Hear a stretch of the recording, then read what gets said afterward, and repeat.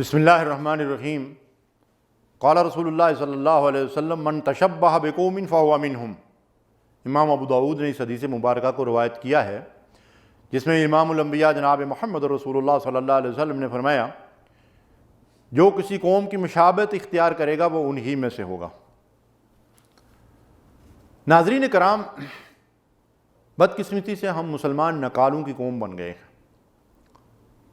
ایک وقت تھا کہ ہماری تہذیب، جس کو اسلامی تہذیب اور اسلامی زندگی اور اسلامی زندگی کا نظام اور طور طریقے، دنیا کے اوپر اسلام غالب تھا تو لوگ ان طریقوں کو غیر مسلم ہوتے ہوئے بھی اختیار کرتے تھے۔ ہماری تہذیب ایک غالب تہذیب تھی، قابل فخر تہذیب تھی۔ خیر الحدی حدی محمد صلی اللہ علیہ وسلم، محمد مصطفیٰ صلی اللہ علیہ وسلم کی لائی ہوئی تہذیب اور طور طریقے سے بہتر کس کا طریقہ ہو سکتا ہے، کس کا کلچر ہو سکتا ہے؟ لیکن ہم ان کے ماننے والے کدھر جا رہے ہیں؟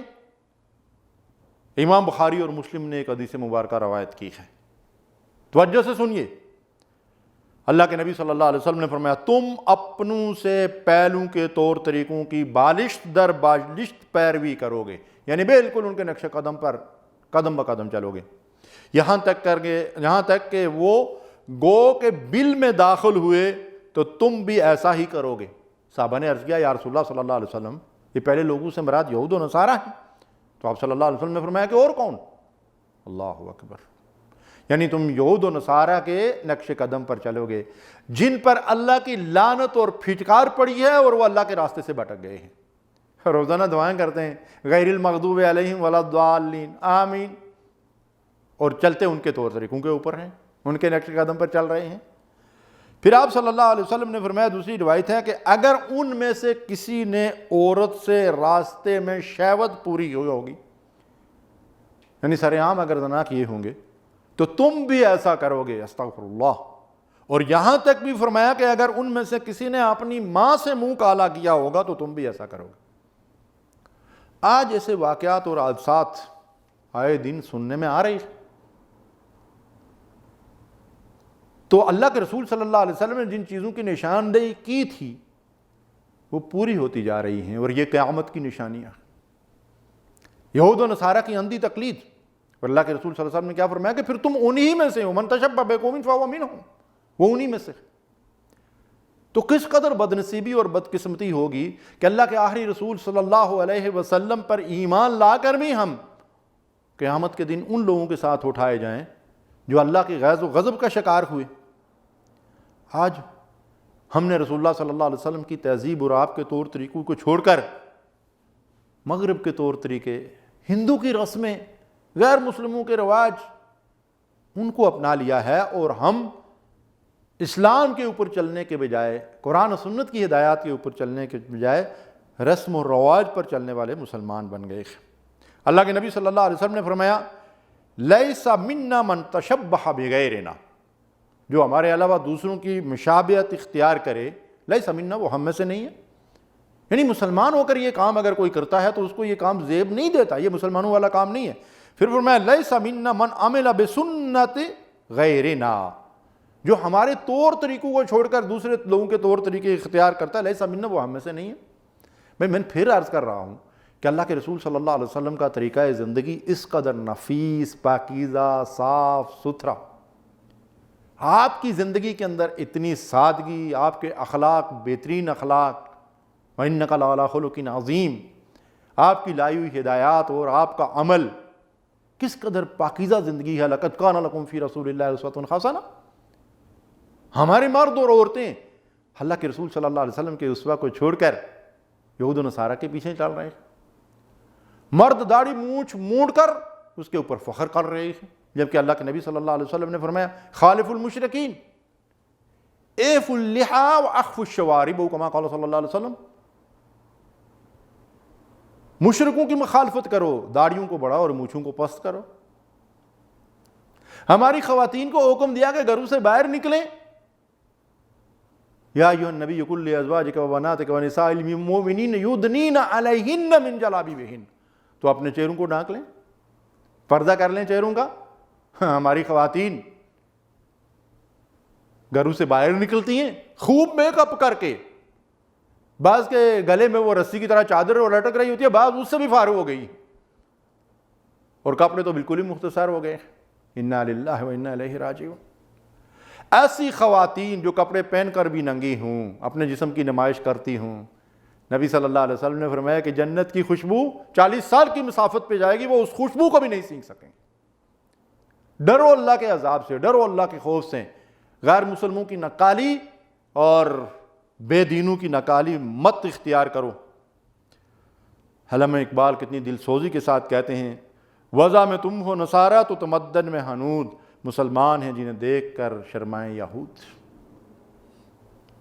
تو ہماری وضع قطع، ہمارے لباس، ہماری تجارت، ہمارے طور طریقے، ہماری شادیاں، ہماری مذہبی رسومات، ہمارا پورا لائف سٹائل، ہماری زندگیاں اللہ کے رسول صلی اللہ علیہ وسلم کے طریقے کے مطابق ہوں گی، تبھی ہم اللہ تعالیٰ کی رحمت کے جو ہے وہ امیدوار بنیں گے اور حقدار بنیں گے.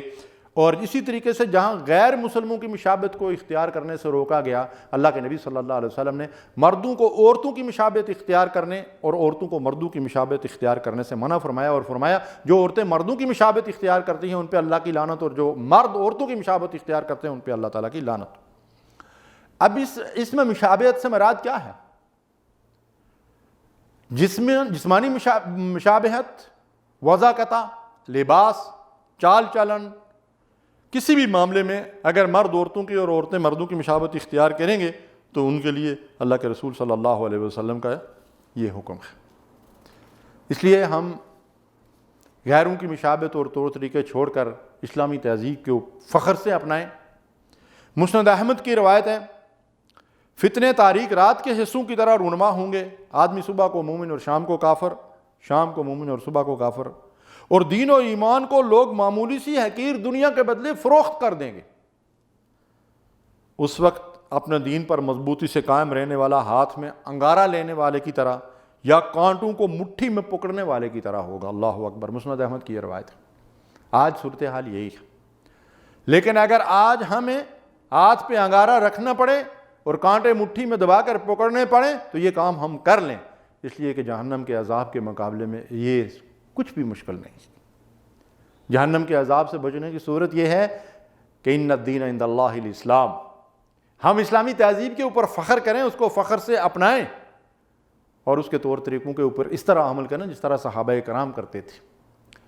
صحابہ کرام میں سے کسی غیر مسلم نے یہ کہا کہ تمہارے نبی بھی عجیب طریقے بتا رہے ہیں، تمہیں پیشاب کرنے کے طور طریقے بھی بتا رہے ہیں. انہوں نے فخر سے کہا ہاں ہمارے نبی صلی اللہ علیہ وسلم نے ہمیں پیشاب پاخانے کا طریقہ بھی بتایا ہے. اللہ اکبر. اس پہ وہ فخر کرتے تھے وہ کہ ہمیں یہ بتایا کہ جب پیشاب پاخانے کے لیے رفع حاجت کے لیے بیٹھو تو نہ قبلے کی طرف رخ کرو نہ پشت کرو.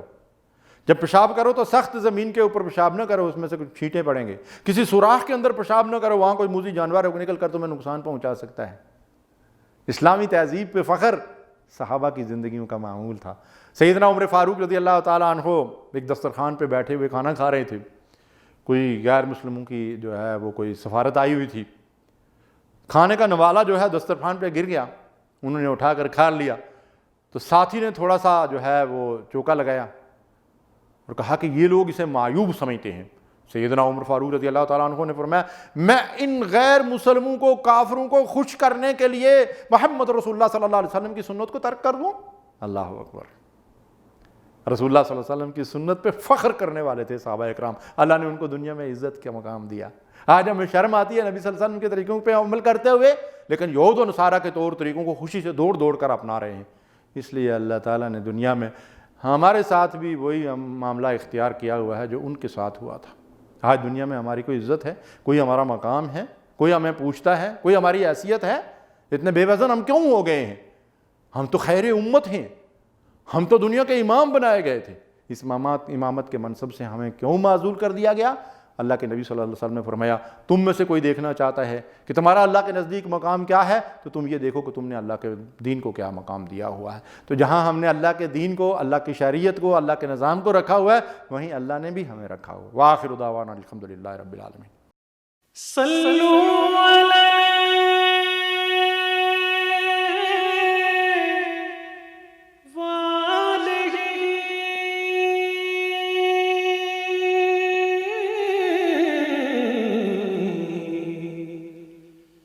صلو علیہ